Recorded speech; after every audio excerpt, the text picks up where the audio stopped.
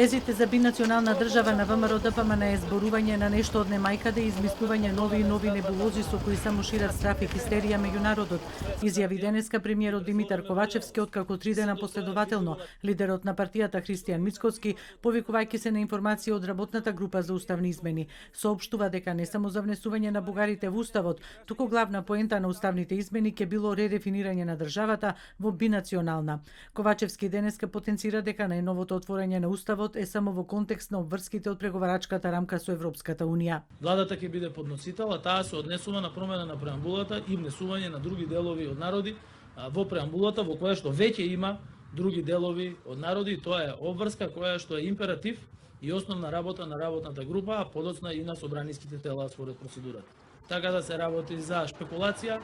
и за зборување на нешто од немајкаде, затоа зашто кога ќе изгубите реториката, кога сите факти ќе ве побијат во тоа што сте го кажувале, тогаш не ви останува ништо друго освен да измислувате нови небулози кои што само ќе шират хистерија и страф кај народот. Од ВМРО ДПМН и денеска побара одговори од Ковачевски дали тој му ветил на Артан Груби од ДУИ државата да ја направат држава на два народа и на неколку малцинства и етнички заедници и дека за тоа било договорено наскоро дури да се организира кампања за објаснување на јавноста. Според нашите информации кои ги објавивме во Комисијата за подготовка на уставните амандмани, се разговарало Македонија да биде бинационална држава, односно држава на два народи, неколку етнички заедници и малцинства.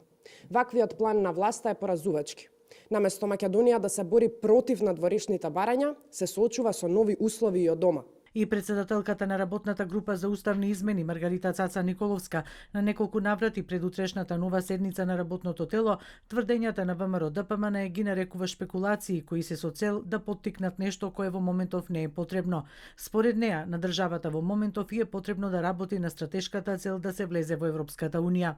И додека времето за конципирање на уставните амандмани за јавна дискусија по нив забрзано се приближува, покрај македонската опозиција се поотворено се спротивставува да гласа и албанската опозиција, која за разлика од македонската својот глас го условува со замената на 20% со албански јазик. Во тој ред се БЕСА, Алтернатива и од вторникот и фракцијата на ДУИ. Вице-премиерот за економски прашања Битичи во својот последен јавен настап вчера рече дека со ова отворање на уставот нема да се смени 20% со албански јазик и дека власта има обезбедени 80 пратеници за промена на уставот.